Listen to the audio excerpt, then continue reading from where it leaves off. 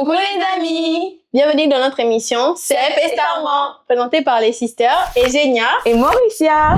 Bon, Eugenia, de quoi avions-nous parlé la dernière fois dans notre émission? La dernière fois dans l'émission, nous avons parlé de la prière. Oh!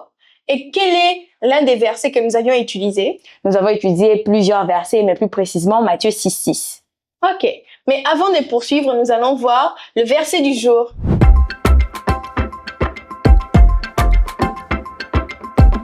Coucou les amis, c'est Mania, voici mon verset du jour. Apocalypse 22:13, la Bible dit « Je suis l'alpha et l'oméga, le premier, le dernier, le commencement et la fin. Au revoir !»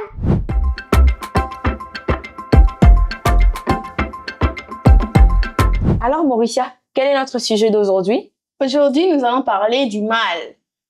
Comme je vous l'ai dit, on va parler du mal. Le mal, c'est quoi? Je sais que vous avez déjà entendu faire du mal, c'est ci, c'est là. Le mal, c'est très simple, c'est blesser. C'est blesser, c'est détruire. C'est un petit peu ces genres de trucs. Mais plus précisément, nous allons vous parler du mal que vous faites au Saint-Esprit. Nous voulions vous parler de ça parce que nous avons remarqué que plusieurs enfants de Dieu blessent le Saint-Esprit sans vraiment le savoir. Intentionnellement, pas non intentionnellement, exprès, pas fait exprès. Donc, d'une certaine manière, vous blessez le Saint-Esprit. J'ai médité récemment sur Romains 13:4 qui nous parle en fait que les méchants qui font du mal récoltent le mal. Et dans tout ça, c'est que moi je voulais vous dire aujourd'hui, il y a eu des périodes dans la vie de tout un chacun de nous où tu te dis que Dieu n'existe pas parce que ce qui m'arrive, ce n'est pas bien et tout et tout. Tu sais que Dieu existe, tu sais que tu pries, tu sais que non, si j'invoque Dieu maintenant, il va me répondre. Mais dans ton cœur, tu te dis que non, même si j'ai prié, même si je prie, ça se réalise pas. Ce que tu es en train de faire, tu es en train d'attrister le Saint-Esprit. Et ce n'est pas du tout bien. Tu peux faire du mal intentionnellement. C'est pas seulement que le Saint-Esprit, non. Le Saint-Esprit est partout. Il est dans ton voisin, il est dans ta maman, il est dans ton papa, il est à l'école. Le Saint-Esprit, il est partout. Je te donne un exemple. Si je dis exemple à ma soeur que je ne t'aime pas, je te déteste, je l'ai fait du mal directement. Mais si je l'évite à l'école, je ne vais pas la parler, je l'ai fait du mal indirectement. Pourquoi? Parce que c'est ma soeur. Je dois toujours être près d'elle. Mais je n'étais pas. C'est de la même chose qu'avec toi. Peut-être tu as un ami à l'école, à la maison, tu ne le parles pas, tu l'évites, tu fais genre comme si tu ne veux pas qu'il s'approche de toi. Mais du plus profond de toi, tu sais que c'est ton ami, tu sais que je ne peux pas lui faire ça. Tu lui fais du mal.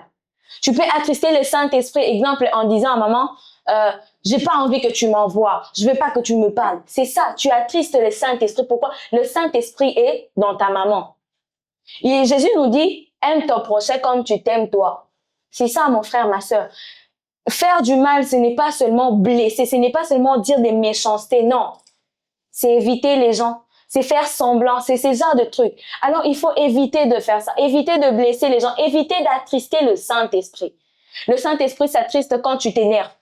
Quand tu t'énerves, exemple, tu viens de l'église, tu arrives en cours de route, une personne, exemple, elle te cogne et tu lui dis des mauvaises choses. Tu attristes le Saint-Esprit. Pourquoi? Parce que tu viens de recevoir quelque chose et en cours de route, tu l'as perdu. Arrêtez d'attrister le Saint-Esprit en vous énervant, en disant des choses très mal.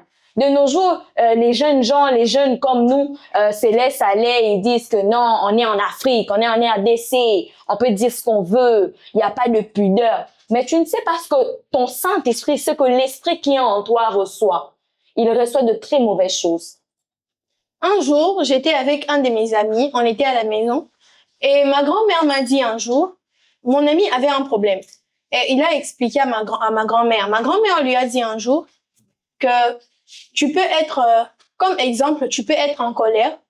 Et quand le Saint-Esprit vit en toi, il se dit que la colère n'est pas de Dieu.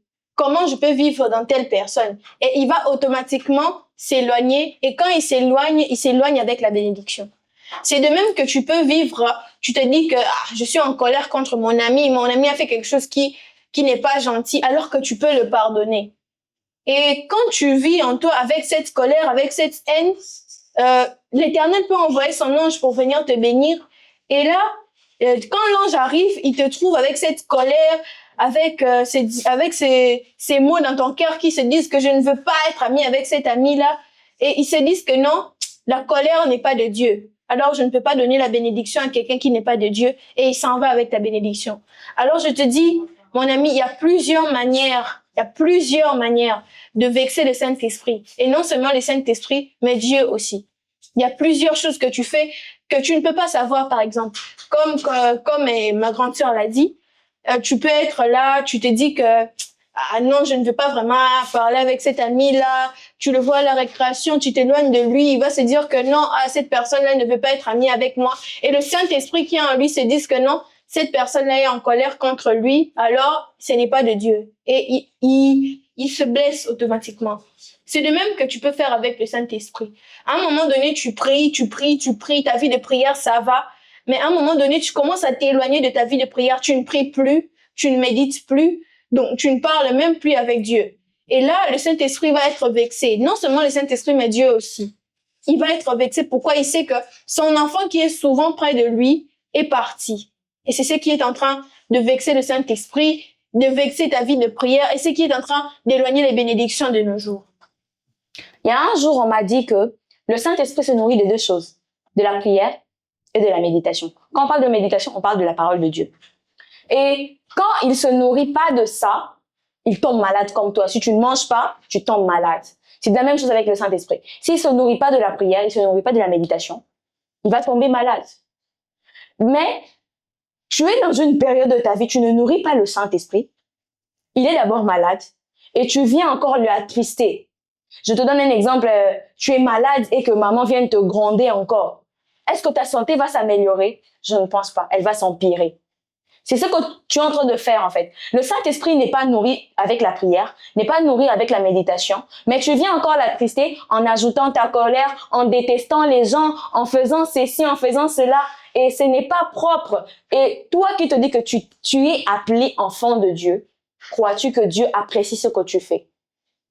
Dieu se révèle en nous en étant l'Esprit, qui est le Saint-Esprit lui-même. Donc tu n'attristes pas seulement le Saint-Esprit, tu attristes Dieu directement. Tu attristes ton Créateur directement.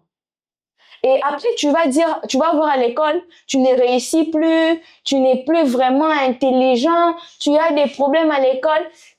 Tout ça, ce sont les conséquences d'attrister le Saint-Esprit. Parce que il est écrit dans la parole que le Saint-Esprit nous rappelle tout. Donc, quand tu étudies et que tu es à la maison, tu viens à l'école pour faire l'examen, le Saint-Esprit va te rappeler pourquoi? Parce que tu l'as nourri. Je ne pense pas que toi, si tu ne manges pas, tu viens à l'école, tu vas étudier, tu vas comprendre. Non.